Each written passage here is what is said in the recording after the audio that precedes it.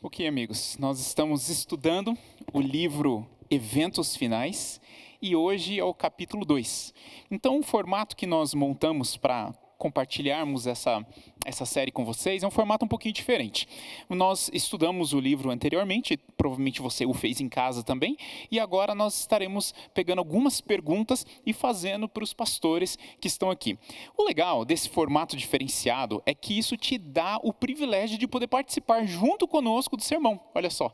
Então você pode colocar aqui as suas ideias através do chat, e se você quiser também, estude o próximo capítulo para a semana que vem, esteja com o capítulo na sua mente, e chega aqui, você também pode fazer a sua pergunta, e dependendo do tempo, a gente vai tentar responder aqui. Só que nós queremos colocar 2 parâmetros aqui, antes de nós começarmos esse segundo episódio, esse segundo dia dessa série. Em primeiro lugar, você é muito bem-vindo para estar aqui conosco. E, como eu disse antes, o objetivo desse estudo aqui é que você possa andar junto conosco. Mas olha só, presta bastante atenção no que eu vou falar agora. O nosso propósito aqui, o propósito dos pastores, de forma nenhuma é dizer para você o que você tem que fazer. Ninguém tem esse poder. Nem Deus, que tem esse poder, usa ele. Por exemplo, toda vez que Jesus bate ao seu coração, ele espera que você abra. Ele não invade, ele bate e ele convida, mas é você que escolhe se você vai permitir que ele entre ou não. Mais uma vez, o nosso objetivo aqui não é dizer o que você deve ou não deve fazer. O que nós estamos fazendo aqui é estudando juntos, compartilhando ideias, e você pegue os princípios que forem falados aqui e apliquem na sua vida, caso você deseje. Tá? Então, eu quero deixar isso aqui bem claro, porque é importante que você desenvolva o seu ponto de vista. Uma segunda coisa, nós estamos plenamente abertos para ouvir as suas ideias, mesmo que ela seja diferente das nossas. Como eu falei antes, o nosso objetivo não é que todos pensem exatamente iguais. Já pensou se todo mundo só gostasse de azul, ou se todo mundo só gostasse de lasanha? Enfim, não ia dar muito certo. Porém, nós estamos aqui falando de ideias, falando de princípios. E caso você tenha alguma ideia diferente, converse através do chat, converse conosco com argumentos, com muita educação e muito carinho, porque isso vai elevar tanto a você quanto a nós. Várias vezes, lá na época da teologia, meus amigos aqui fizeram teologia também, moraram lá no dormitório com 4 pessoas, né, no dormitório. Pastor André, lembra das vezes em que você ficava até altas horas da noite conversando com seus amigos de quarto, dizendo, não, mas espera um pouquinho, eu discordo um pouco desse ponto, vamos conversar, vamos estudar mais, vamos debater. E aí, alguns dias depois, às vezes algumas semanas depois, juntos vocês chegavam a uma conclusão. As ideias diferentes não ajudaram vocês a crescerem? Não é esse o propósito? Porém, quando você traz ideias diferentes e você começa a atacar, ou usar palavras de baixo calão, ou usar coisas ofensivas, Deus não está presente. Mesmo que a sua ideia seja certa e a da outra pessoa errada, quando você usa palavras de baixo calão, você ataca o indivíduo, isso não leva ninguém para mais perto de Deus. A presença do inimigo se faz ali, mesmo quando 2 pessoas estão conversando sobre ideias da Bíblia, mas um atacando o outro, não existe crescimento em Deus. Então, amigo, você é plenamente convidado para conversar conosco através do chat, para conversar conosco, trazer as suas ideias, e mesmo para ter ideias diferentes, porém, com muito carinho, porque estamos juntos no mesmo objetivo, chegarmos juntos ao céu, segurando na mão de Jesus. Ok? Combinado? Muito obrigado mais uma vez pela presença de vocês aí. Pastor Adriano, o capítulo 2, já estou adiantando lá, você ficou preocupado, né? Você falou assim, puxa, não li o 4 ainda. Pastor Adriano, o capítulo 2, ele fala, mais uma vez, dos eventos finais. E em um dos trechos do capítulo 2, Cristo, no Monte das Oliveiras, fala para os discípulos sobre vários sinais que estão ocorrendo antes da sua volta. Né? Sinais como guerras, rumores de guerras, nação contra nação, fomes, pestes. Pastor Adriano, minha pergunta, isso não sempre aconteceu? Guerras não sempre teve ali desde o início, desde que nos conhecemos por gente? Afinal de contas, o Caim não acabou matando Abel. Ou seja, guerras, fomes, rumores de guerras. Nós não tivemos isso sempre. Qual a diferença dessas guerras, dessa fome, dessas pandemias do passado e de agora? Por que podemos imaginar que Cristo está mais perto de voltar quando isso aconteceu do mesmo jeito, aparentemente, há 1.000, 2.000, 3.000 anos atrás? Legal, pastor Daniel. Realmente, desde que houve pecado, desde que o pecado entrou no mundo, existe desgraça, né? Sempre guerras, problemas, fomes, sempre aconteceram. Então, isso não é novidade para ninguém. Às vezes a gente até olha isso nos noticiários e diz, isso eu já estou cansado. Nem impacta tanto mais, né? Porque já faz parte da agenda diária, desde o dia em que o pecado entrou no mundo. No entanto, existem 3 motivos que ajudam a gente a entender que esses sinais, eles nos falam sobre o breve retorno de Jesus. Primeiro de tudo é a intensidade, certo? Então isso sempre aconteceu, mas no fim dos tempos, próximo da volta de Jesus, isso aconteceria de forma mais intensa. E nós podemos ver também a quantidade seria maior. O número de guerras seria maior. O número de terremotos seria maior. O número de falsos profetas e falsos cristos operando sinais seria maior. Então, e de forma mais intensa também. Quando a gente vê aqui, por exemplo, os terremotos, na medida que os anos passam, os terremotos têm ficado mais intensos. E a quantidade maior também. Então, a intensidade com que esses sinais têm ocorrido mostram que cada vez estamos mais perto. Existe um texto na Bíblia que é interessante, onde fala assim que os sinais da volta de Cristo é como se fosse as dores de parto. Já que a gente está no dia das mães, né? Quem aí é pai participou daquele momento, né? Eu não senti as dores de parto, mas eu tive lá, tenho 2 filhos, e a gente sabe que as primeiras contrações, elas são mais fracas e elas são mais espaçadas, né? O intervalo de tempo entre uma e a outra demora mais. Mas na medida que o filho está perto de nascer, as contrações são mais fortes e elas são, assim, em intervalo de tempo menor.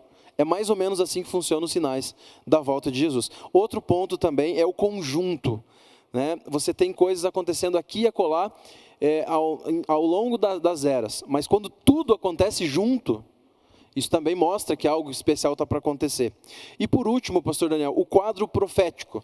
Junto com esses sinais, nós temos profecias de tempo, né, que apresentam o fim dos tempos, o tempo do fim. O pastor André falou isso no domingo passado, teve um momento ali que ele explicou, né, as últimas profecias de tempo, quando elas ocorreriam, 1844, 1798, esse é um outro assunto, mas a partir desse momento, esse conjunto de sinais acontecendo e a intensidade com que vem acontecendo mostram que a gente está cada vez mais perto de ver Jesus voltar. Ok, então deixa eu só tentar entender uma coisa aqui. Principalmente, os acontecimentos estão em períodos curtos, estão mais intensos e se encaixam ainda mais dentro das profecias. Legal, pastor Adriano, muito obrigado. Pastor André, alguns dos sinais que Jesus falou também são sinais nos céus. Esses sinais parece que aconteceram já na história, né, pastor? E é interessante, porque do jeito que eles aconteceram, eles foram únicos, né? Alguns podem dizer, não, mas sempre aconteceu isso, sempre aconteceu aquilo. Porém, como o pastor Adriano acabou de falar, uns têm a ver com a intensidade, porém os sinais nos céus parece que foram muito bem demarcados numa determinada data.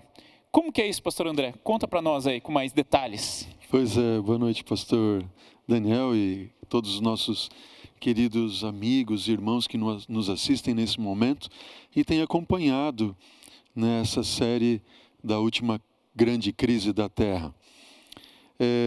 A palavra do Senhor nos diz, e alguns textos, né, nós temos nos evangelhos sinóticos, né, que são os evangelhos de segundo Mateus, segundo Marcos, segundo Lucas, e também temos outros 2 textos na Bíblia, um que está no livro de Joel, capítulo 2, versículo 31,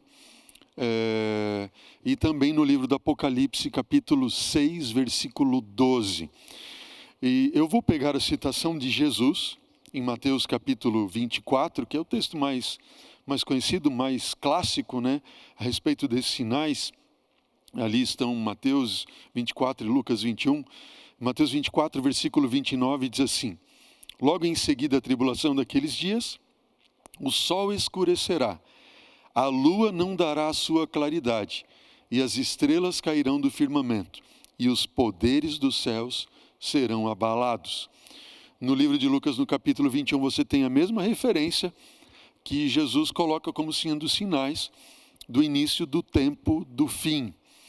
É interessante, pastor Daniel, especialmente, né, que você colocou ali do dia escuro, né? O dia escuro, se você colocar na internet, né, aí depois de assistir o culto, e colocar lá dia escuro, né? Perdão, pastor, eu só interrompo essa parte porque muitas pessoas dizem, mas o eclipse não tem para lá e para cá? Eu já vi vários eclipses. Sim. Qual a diferença do eclipse normal do sol e o dia escuro? Exatamente, aí é onde eu queria chegar, né? Se você colocar na internet lá e pesquisar dia escuro, você vai ver que é um dia que marcou a história da humanidade. Não é como um eclipse somente, né? Um eclipse você sabe que ele tem um tempo que ele começa, não sei quanto tempo depois ele passa, né? Quando o Sol ele é interposto ali pela Lua entre a Terra e o Sol. Enfim, já o dia escuro não. Esse dia aconteceu no dia 19 de maio de 1780. Existem muitos relatos históricos de pessoas que viveram esse dia, jornais da época cujos jornalistas atestaram ali do que aconteceu, historiadores da época que registraram o que aconteceu, enfim. Imagine que você acorda de manhã, foi mais ou menos assim que aconteceu no dia escuro. Você acordou de manhã, você fez o seu de jejum, agora você saiu de casa para ir para trabalhar, o sapateiro foi para a sapataria, aquele que trabalha no mercado foi para o mercado, da indústria na indústria, e de repente quando chegam as 10 horas da manhã começa a escurecer. Do nada. 11 horas está um breu completo. A tal ponto que nesse espaço de entre 10 horas e ao meio-dia, ficou tão escuro, que o gado começou a voltar para o estábulo, as galinhas voltaram para o puleiro, os passarinhos voltaram para os seus ninhos. E imagine que quando era meio-dia, os morcegos começaram a voar, como se fosse noite. Não era um mero eclipse, era algo fora do comum. O gado foi para o estábulo e começou a mugir, os sapos começaram a coachar, como fazem comumente à noite, ou seja, os animais da noite começaram agora a se comportar como se fosse noite, no entanto era meio-dia, 11 horas, meio-dia.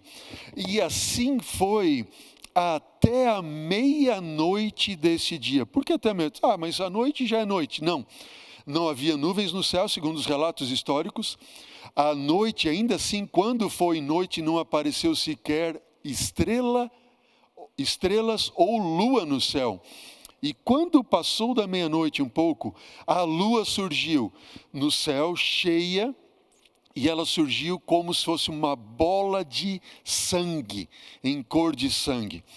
As pessoas que viveram nesse dia acreditavam que aquele era realmente o dia do juízo final. E ficou atestado assim toda a questão histórica nos jornais e assim por diante. Não foi um dia comum, os animais se comportaram diferente. Não foi assim uma questão de 1 hora, 1 hora e meia, não sei ali o tempo que seria suficiente para um eclipse total do Sol, por exemplo.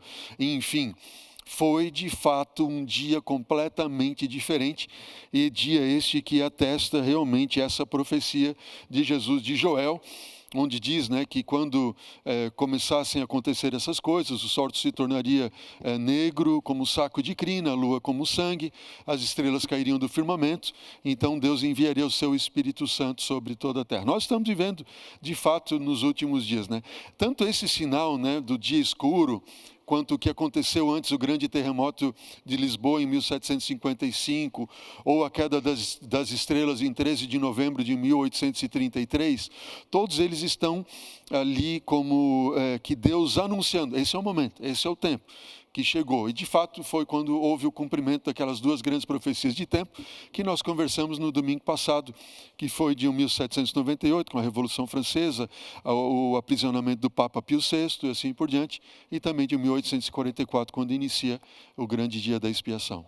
Ok, pastor. Então, o que o senhor está dizendo é que realmente não foi como outros dias, não foi como outras noites. Absolutamente Foi não. muito claro que esse era o dia que Jesus estava falando. Muitas pessoas atestaram isso, e é claro isso na história, não é um pensamento, uma ideia nossa. Você que tem aí hoje, né, o Dr. Google, como muitos falam, pesquise lá o grande dia escuro, né, da história da humanidade, você vai ver relatos históricos de jornais assim por diante, onde todos conseguem entender e perceber, não foi um dia qualquer.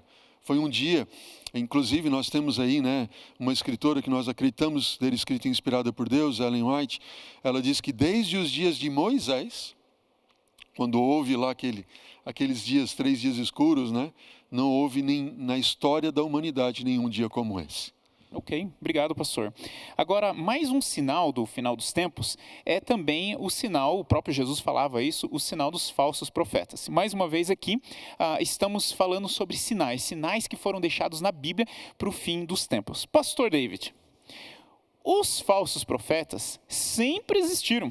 Inclusive, na história, temos registros históricos que, logo depois da morte de Jesus, apareceram alguns falsos profetas que estavam ali juntando um grupo de pessoas para irem enfrentar Roma. Né? Foi o que a gente falou aqui no começo. Em nome de Deus, esses profetas estavam montando um exército para sair matando todo mundo.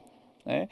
E qual a diferença dos falsos profetas, então, daquela época e de hoje? Afinal de contas, não sempre tivemos esses sinais, inclusive os falsos profetas entre nós? Pastor David, só lembrando que aqui nós não estamos de forma nenhuma apontando para pessoas, né? Como falamos aqui no começo, nosso objetivo não é falar para você o que fazer, mas é trazer umas ideias para que você possa pensar, você possa raciocinar e montar as suas próprias escolhas e por si mesmo, por si só, identificar os profetas que vêm de Deus e os profetas que não vêm de Deus, tá? Cabe a você. Quando Jesus voltar, ele vai cobrar isso de você e não de nós. Muito bom, pastor. Quando estudamos a Bíblia, nós descobrimos que os falsos profetas não apenas existiram no Novo Testamento ou após a morte de Jesus, mas também já existiam no Antigo Testamento. É interessante que a própria Bíblia, ela nos mostra como devemos prevenir contra esses indivíduos. E eu aqui desejo, pastor, através da Bíblia, mostrar 3 regras básicas para justamente estarmos prevenidos de alguns ensinamentos errados e desses falsos profetas.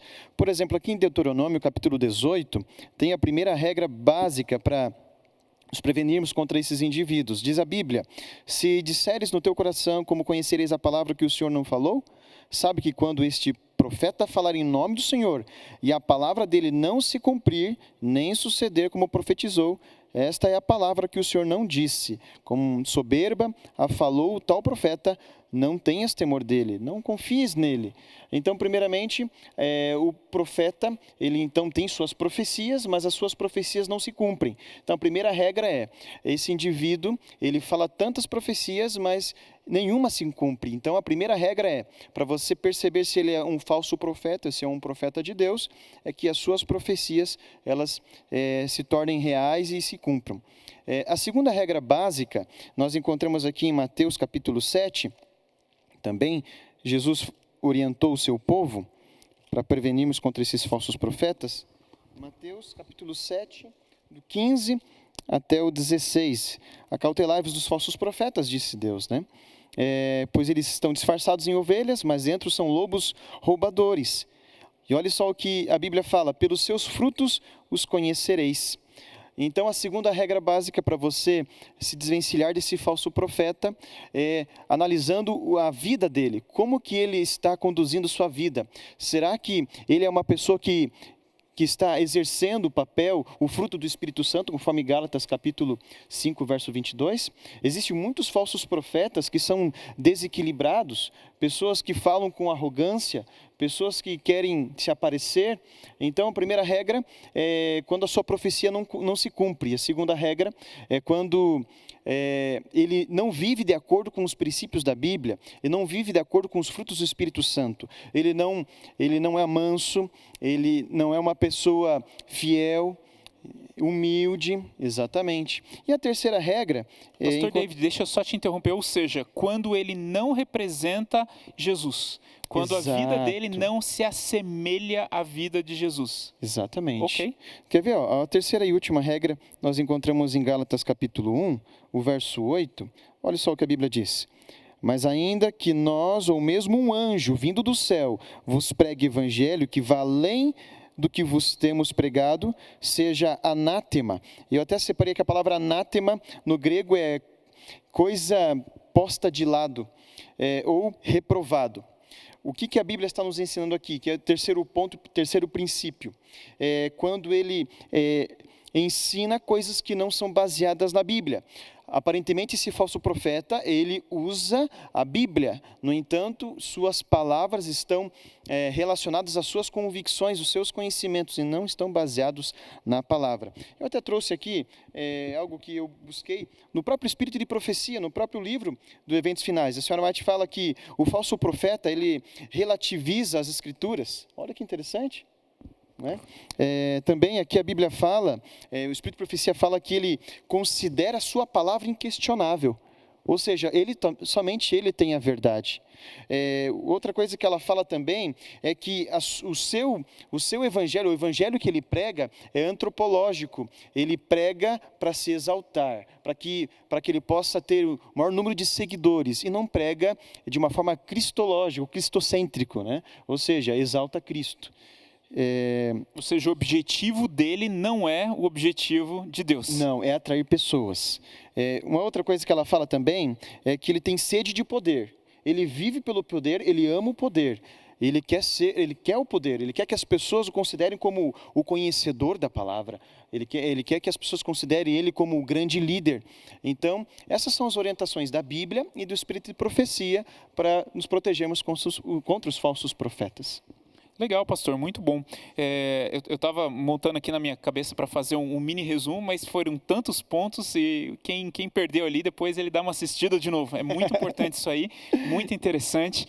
E lembrando também que esses pontos, né, pastor David, não é apenas para profeta em si, mas também para pessoas que pregam a palavra, Exatamente. que levam a mensagem, né? Claro que ele não vai adivinhar o futuro, mas nesses outros pontos ele tem que ser semelhante a Cristo, ele precisa exaltar a Cristo, ele não pode falar diferente da Bíblia, contra a Bíblia, enfim, os objetivos têm que ser estar em paralelo com os objetivos de Cristo. Também tem um detalhe, pastor Daniel, que eu estava me lembrando, que profetizar não tem que ver tão somente com a questão de apontar para eventos futuros que poderiam acontecer. Né? Um profeta também ele é um professor, ele é um ensinador. Então, um falso profeta pode ser também um falso ensinador ou um falso professor. E eu gostei muito do que os pontos, né? Existem tantos pontos, o pastor David assim, ele escolheu aqueles bem direto ao ponto, né? Ou seja, a vida dele tem que condizer com aquilo que ele prega. O que ele fala tem que se cumprir, não é verdade? Mas eu gostei do ponto da questão de que ele não atrai para si, ele aponta para Cristo, né? O importante é Jesus e ele não é um dono da verdade, né? Ou seja, a verdade é a palavra, é Jesus, eu sou o caminho, a verdade e a vida. E Jesus disse que viriam muitos falsos cristos, né? Muitos falsos ensinadores. E não seria tão somente a questão de um falso Cristo, no sentido, um falso profeta, uma pessoa que se intitula, não é verdade? Mas eu já vi, por exemplo, em placas de igrejas, por exemplo, entre Cristo está aqui, né? Mas se aquela igreja, ou aquela denominação não vive de acordo com o que a palavra de Deus determina, eu não deveria estar indo ali, porque é uma falsa representação de Cristo, né, ou das verdades que Cristo deixou para nós, contida nas Escrituras. Interessante, né, pastor André, agora que o senhor está falando isso aí, quando a gente olha para a Bíblia, os maiores homens foram aqueles que mais se colocaram nas mãos de Deus, aqueles que mais estavam cientes de que eles sim poderiam errar, né? Moisés, Senhor, não sou digno. Não, de jeito nenhum, não sou digno. Mas eu estou com você.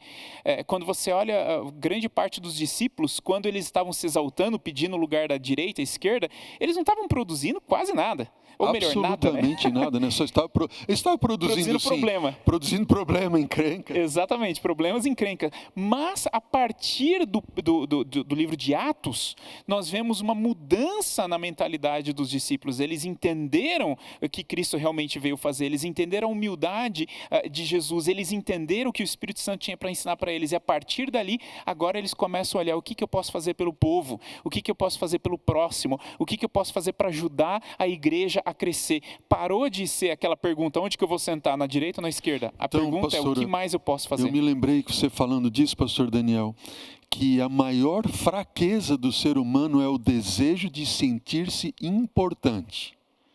Essa é a maior fraqueza do ser humano, o desejo de se sentir importante.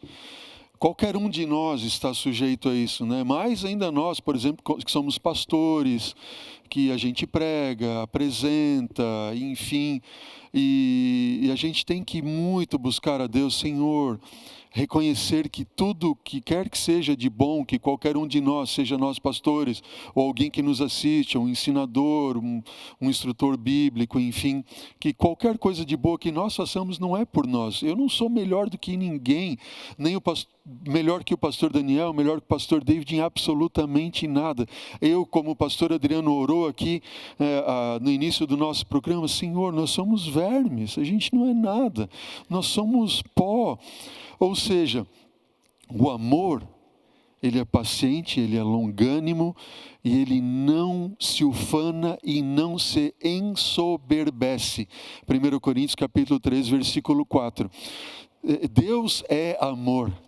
Deus é paciente, Deus não se ufana, Deus não se ensoberbece. Se há um ser no universo que poderia levantar o nariz e dizer assim, eu sou e tudo mais, esse é Deus, mas Ele não faz isso.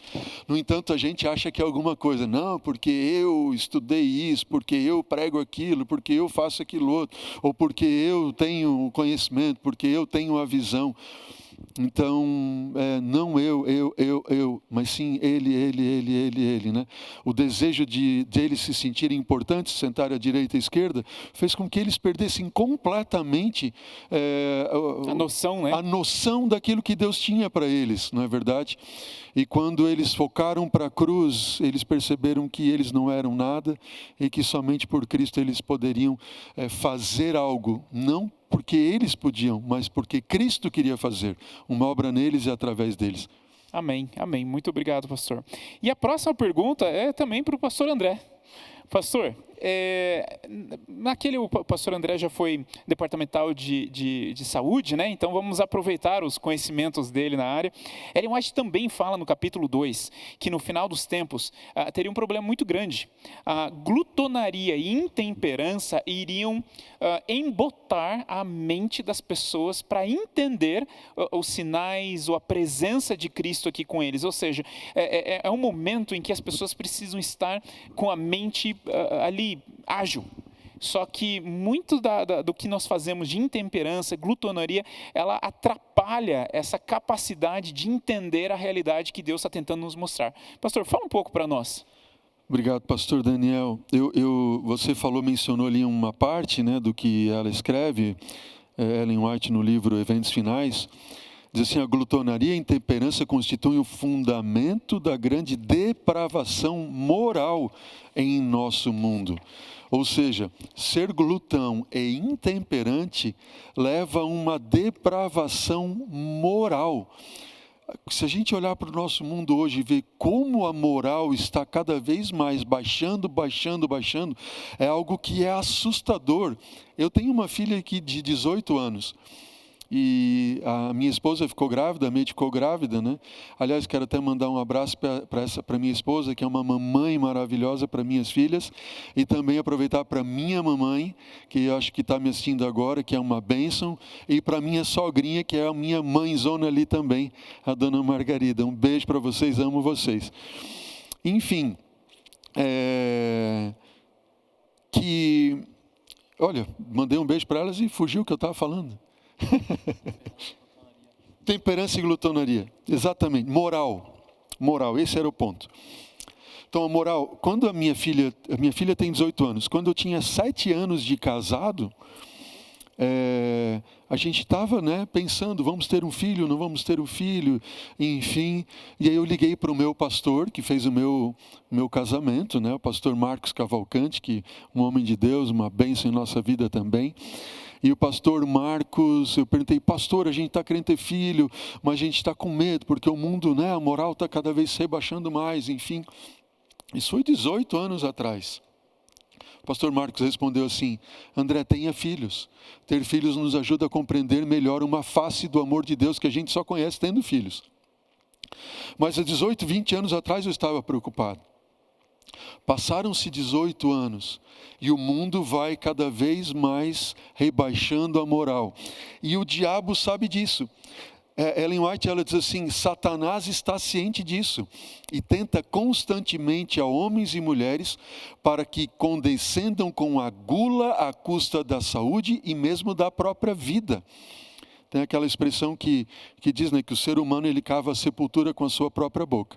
Se a gente for olhar, por exemplo, no contexto profético de Cristo, em Mateus capítulo 24, de novo, né, como o tema de hoje é os sinais da vinda de Jesus, diz assim, Mateus 24, 37.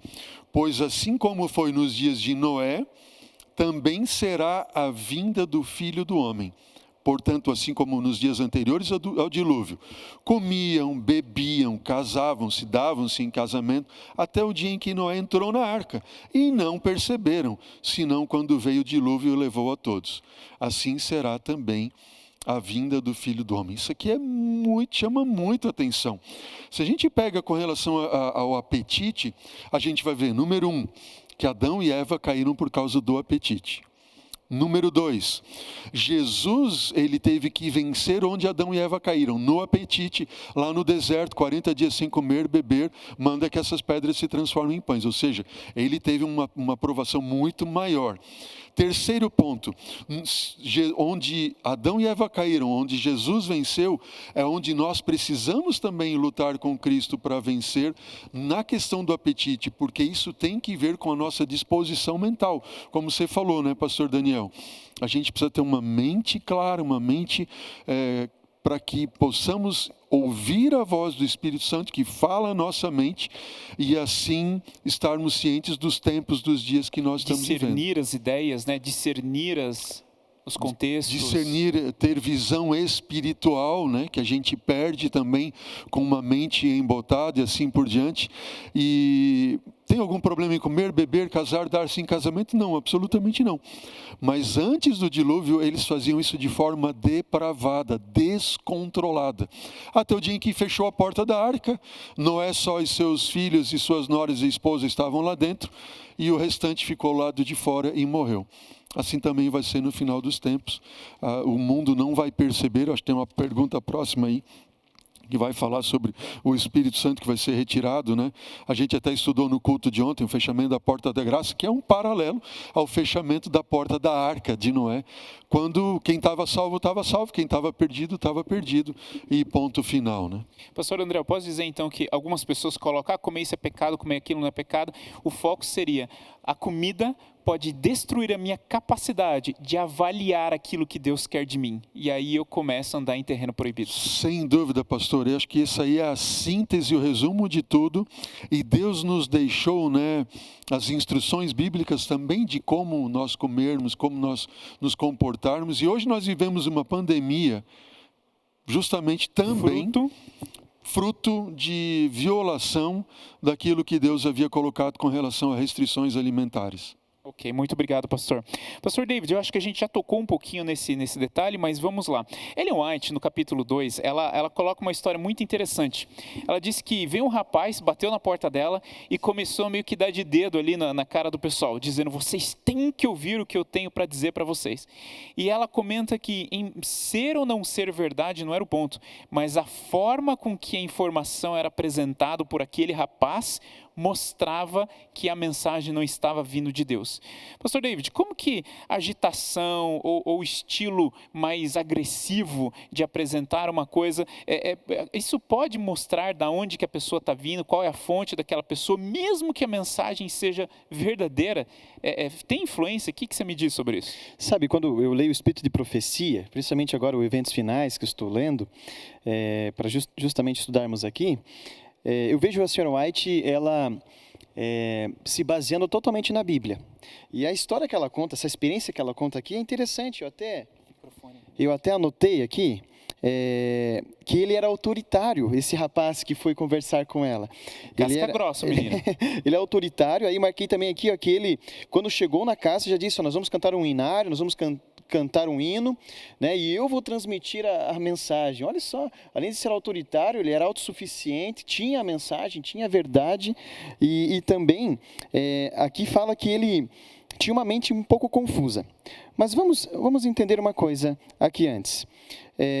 A Sra. White, ela descreve nessa história, isso está na página 15, se você quiser ler também, na página 16, ela conta que esse jovem, né, ele tinha algo que fugia daquilo que a Bíblia orientava no Espírito de Profecia, na Bíblia, em Gálatas 5, que a Bíblia fala que a pessoa tem que ser mansa, humilde, e o próprio livro de Tito, capítulo 3, o verso 2, nos dá uma orientação de qual que deve ser a nossa postura, né? Qual que deve ser a postura de um cristão. Será que ele deve ser autoritário, arrogante, autossuficiente? Não. Tito fala que nós devemos ser manso, e a palavra no hebraico para manso é anã, que também significa ser humilde. Então, todo cristão, quando ele vai querer falar algo referente à palavra de Deus ou qualquer outro assunto, ele tem que ser humilde, tem que ser manso. E como que nós conseguimos nos basear com mais profundidade nesse assunto? Quando, por exemplo, eu leio a história de Moisés, quando eu leio a história de Eliseu, leio a história de outros apóstolos e discípulos, percebemos a conduta deles após a sua conversão, lógico. Percebemos uma conduta nobre, uma conduta pelo qual era de se admirar. Então, toda vez que vocês conhecerem alguém e ela é totalmente desequilibrada, você deve ter ali um cuidado, né, do que ela está falando, cuidado do que ela está ensinando. E a Sra. White fala aqui que a forma como ele chegou foi totalmente errada. E aí no livro aqui conta que ela agiu de uma forma diferente para com ele. Ela chega, fala de uma forma mansa com ele, ele então acaba se acalmando e reconhecendo que ele estava errado. Olha só a atitude de Ellen White, né? Ela usou aquilo que a Bíblia sempre orientou. Esse Ou seja, é o verdadeiro ela fez cristão. o que ele não fez. Não fez. Legal. Bem lembrado, pastor David, você colocou uma coisa interessante aqui, esse desequilíbrio, nem está falando muito do desequilíbrio da mensagem, mas do desequilíbrio mental e emocional da pessoa, né? Ela precisa estar equilibrada, muito legal. Pastor Adriano, vamos lá, estamos chegando perto do fim agora, nós temos 2 perguntas, eu queria chegar na última, porque a última é a mais cabeluda aqui, como dizem, né? Pastor Adriano, Ellen White também diz que ela teve um sonho, e nesse sonho, no final dos tempos, Jesus estava voltando e os perdidos estavam correndo de um lado para o outro e falando assim: olha só, seus cristãos, vocês sabiam disso e não nos contaram. Então a pergunta é o seguinte: será que a falta de informação de muitas pessoas pode ser culpa nossa? Sem dúvida, pastor. E é isso que esse texto aí está alertando, né? A necessidade que nós precisamos falar, nós precisamos dizer. Por isso até que estamos aqui fazendo essa série de pregações, porque a gente precisa anunciar, a gente tem uma responsabilidade. Quando a gente vai para a Bíblia, lá em Ezequiel 33, tem um texto bem curioso, bem interessante, que você encontra ali, Ezequiel 33, está no Antigo Testamento, e ali fala sobre o dever do verdadeiro atalaia. O atalaia era aquele que ficava ali observando, né, o movimento nos muros das cidades, e aqui diz o seguinte, no versículo 7, a ti, pois, ó filho do homem, te constituí por atalaia sobre a casa de Israel. Tu, pois, ouvirás a palavra da minha boca e lhes darás aviso da minha parte.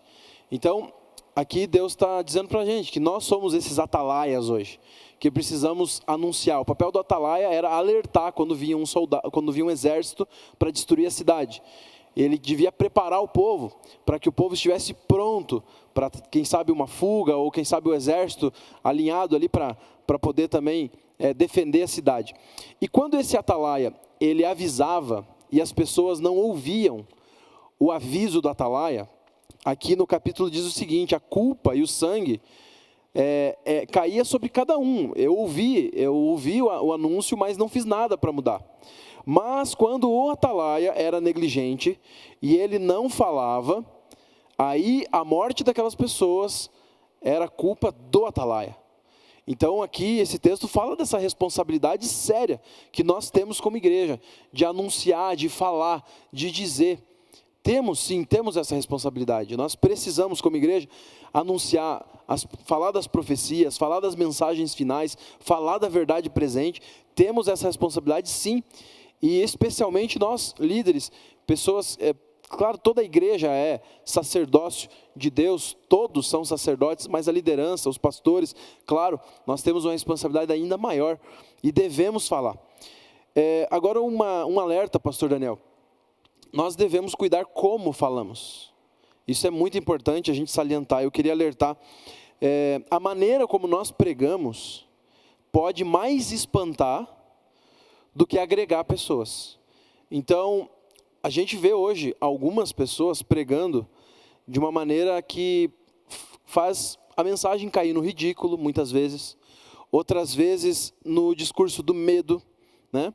Então, algumas dicas aqui. Primeiro, não fique dando sermão nas pessoas, querendo dar de juiz do certo ou errado, dizer, olha, faça isso, mude de vida, né? Aquela mensagem como se fosse uma pessoa dando literalmente um sermão na outra. Um chato assim, né? Isso, uma pessoa chata que fica puxando a orelha, fica, né, ali como se fosse superior e o outro inferior. Isso é muito perigoso, porque isso pode cair no ridículo. Eu vi uma pessoa no centro da cidade com um megafone dizendo: o decreto dominical está chegando. Isso aí pode virar até um problema, né? A pessoa pode cair no ridículo. Mas também não use o discurso do medo. Esse discurso, muitas vezes, que inflama as pessoas com medo, causa, é verdade, uma comoção, mas essa sempre é uma comoção vazia, né? Que faz as pessoas, no momento, se mexer, mas no outro momento volta num estado ainda pior. Não dura, né? A decisão não dura. É sensacionalismo. Fogo de palha, isso. Então, a mensagem, e aqui vem uma dica especial, eu queria compartilhar, se me permite aqui, 1 Pedro 3, verso 15. Esse texto é muito legal. Se você quiser abrir a tua Bíblia aí também, 1 Pedro 3, 15. Aqui vai uma dica de como você compartilhar, como você ser um atalaia com sucesso. 1 Pedro 3, 15 diz assim, ó: antes santificai a Cristo como Senhor em vosso coração, estando sempre preparado para responder a todo aquele que vos pedir a razão da esperança que há em vós. Acho muito legal esse texto, porque aqui, para uma pessoa vir pedir para mim, perguntar a razão da minha fé, é porque alguma coisa aconteceu antes que fez aquela pessoa questionar. Ou seja, nós temos que viver vidas questionáveis. Não no sentido negativo, mas no sentido positivo. As pessoas olharem para a gente e dizer assim: por que ele está fazendo isso? Que pessoa é essa? Que coisa é essa? Sabe, aquela curiosidade, como o sal, né, que salga. E Jesus, ele fazia isso muito bem feito. A Bíblia diz que, primeiro, Jesus, ele servia as pessoas. Ellen White tem um texto que diz que Jesus se misturava, depois ele ministrava, ou seja, ele fazia o bem, ele servia as necessidades das pessoas, para depois, então, dar a mensagem, para depois dizer o segue-me, para depois vir o estudo bíblico. Então, talvez se a gente tivesse mais amor, amasse mais as pessoas com ações, com atitudes, e as pessoas vissem em nós algo diferente, elas viriam perguntar. Nós não precisaríamos sair por aí fazendo um discurso muitas vezes de medo, ou simplesmente dando um sermão. As pessoas, elas iriam ver em nós algo diferente, como Jesus falou: vocês são o sal, vocês são a luz, e tudo isso induz essa ideia, de que a luz ilumina por si, o sal salga por sua própria natureza. Então, se as pessoas olhassem em nós algo diferente, como viam em Jesus, elas viriam abertas, sedentas, não precisaríamos empurrar uma mensagem. Ou seja, pregar com a vida. É isso mesmo. né? Legal. Com amor, né? Mas claro, a gente tem que falar, Exatamente. Tem uma frase, eu acho que a maioria conhece, né? Pregue a todo tempo e quando precisar, use palavras, né? Legal, pastor Adriano, muito obrigado. Pastor André, a nossa última pergunta dessa noite é o seguinte. Esse capítulo 2, ele fala que o Espírito Santo de Deus está se retirando da terra e que o Espírito de Deus já não agirá para sempre nos homens. Várias pessoas têm perguntado sobre essa questão do Espírito de Deus ser retirado da terra, fechamento da porta da graça, e muitos ficam com medo. Será que se retirou? Será que não se retirou? Como que eu vou saber se ainda tenho chance ou não tenho? Pastor André, o que nós podemos falar para o povo que está fazendo essas perguntas em casa? Tantas perguntas, né? Várias. Até vou pedir ajuda aqui para os meus colegas, né? Para complementar a resposta dessa pergunta. Número 1, a gente tem que entender o seguinte. Os dias que antecedem a volta de Jesus, eles são semelhantes aos dias que antecederam o fechamento da porta da arca que Noé construiu quando Deus destruiu o mundo através de águas de um dilúvio. Agora, no futuro, com a vinda de Cristo, ele vai destruir esse mundo com fogo, né, e enxofre ali para purificar todas as coisas. Então, indo para o relato do dilúvio, que encontramos em Gênesis capítulo 6, temos o seguinte. Gênesis capítulo 6, diz assim, versículo 3. Então disse o Senhor, o meu espírito não agirá para sempre no homem, pois este é carnal, e os seus dias serão 120 anos. E, no versículo 5, diz assim, viu o Senhor que a maldade do homem se havia multiplicado na terra, e que era continuamente mal todo o desígnio do seu coração. Tudo que o homem tentava era mal, temos que entender assim, que na Bíblia o conceito de bem e mal não é uma questão só de fazer coisas boas ou boas obras e fazer coisas ruins. Se a gente tivesse tempo para estudar o conceito de bem e mal na Bíblia, significa simplesmente o seguinte, fazer a vontade de Deus e não fazer a vontade de Deus, certo? O maior exemplo na Bíblia para isso é Caim e Abel. Abel apresentou aquilo que Deus havia pedido e Deus atendeu ali, aceitou a oferta e desceu o fogo do céu e consumiu. Caim trouxe aquilo que Deus não havia solicitado, muito embora fosse bom, fosse fruto da terra, que ele era lavrador e assim por diante. Mas Deus disse o quê? Caim, se fizeres bem, haverá também aceitação para ti. Fazer o bem significa fazer a vontade de Deus, aquilo que Deus espera. Aqui, o desígnio do homem era mal constantemente. Eles se desviaram dos caminhos de Deus e não queriam fazer a vontade de Deus. Deus estava claramente determinando. Esse é o caminho. Deus colocou as atalaias, entendeu? Para determinar. Esse é o caminho. Deus levantou a voz profética para apresentar. E eu repito aqui, voz profética, voz de pregação, voz de ensino, de profecias com relação ao tempo do fim. Sigam por aqui. Mas o homem não seguiu. Então diz ali o versículo 3 de Gênesis capítulo 6, que o meu espírito não agirá para sempre no homem, porque esse é carnal. Interessante que essa palavra agir vem do hebraico a raiz dim, que significa julgar. E quando a gente vê na Bíblia Deus julgando, é Deus salvando, Deus libertando. Quando você olha para o livro de Juízes, quando Deus levanta juízes, no livro de Juízes era para Deus libertar, usar alguém para libertar, julgar. Meu espírito não vai libertar, não porque Deus não quisesse, mas porque o povo não queria mais. Pastor Daniel gosta muito dessa analogia, né, pastor? E você pode até nos ajudar aí, muito embora seja o nosso interlocutor hoje aqui, né, de que não é que Deus quis matar, ou porque Deus quis, agora eu vou retirar o meu espírito e chega. Não, é porque chegou o momento que Deus viu, eles não querem mais. Não é porque Deus não queira salvar. Como diz 2 Pedro 3,9, né? Não retarda o Senhor a sua vinda, como alguns a julgam demorada. Pelo contrário, Ele é longânimo para convosco, não querendo que nenhum de vós se perca, mas que todos cheguem ao arrependimento. É certo, o Espírito de Deus vai se retirar. No Apocalipse, essa retirada do Espírito de Deus tem que ver com a soltura dos 4 ventos, em Apocalipse capítulo 7, onde vai vir um tempo de angústia qual nunca houve, com guerras, enfim, não vai mais haver amor permeando no coração dos homens, como hoje Deus ainda tem refreado através do seu Espírito, né? Então vai vir um tempo muito difícil. A propósito, sobre a questão do fechamento da porta da graça, nós estudamos no culto de ontem, né?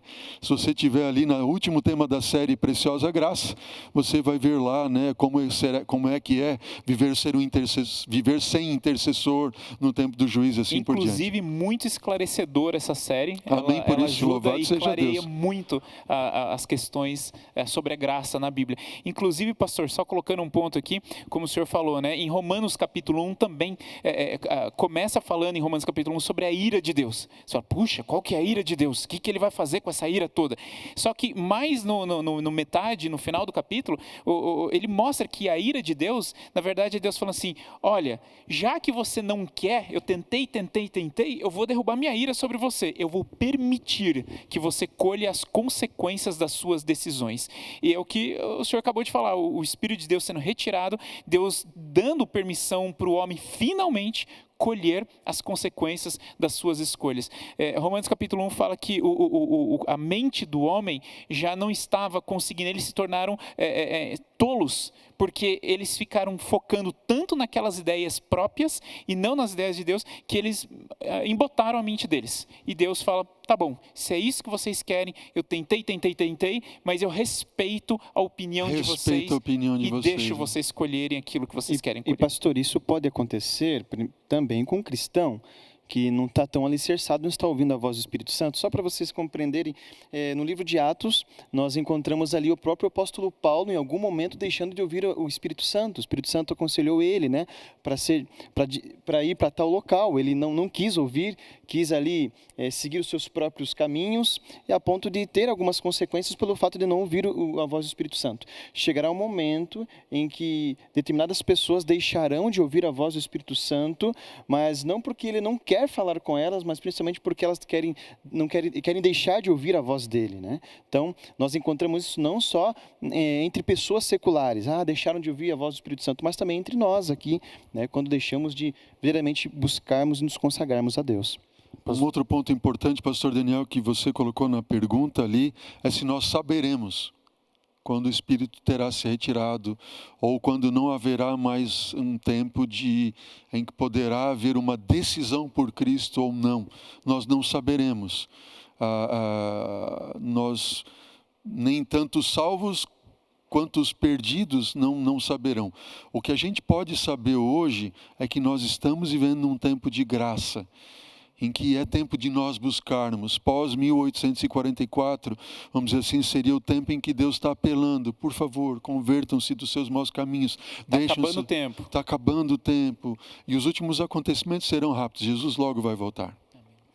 Pastor Daniel, só um detalhezinho mais para acrescentar. Gosto do texto de Hebreus aqui, quer dizer, não gosto muito porque o texto deixa a gente assim meio assustado, né? Hebreus 10, verso 26, que diz assim, pois se continuarmos a pecar de propósito, depois de conhecer a verdade, já não nos resta mais sacrifício que possa tirar os nossos pecados.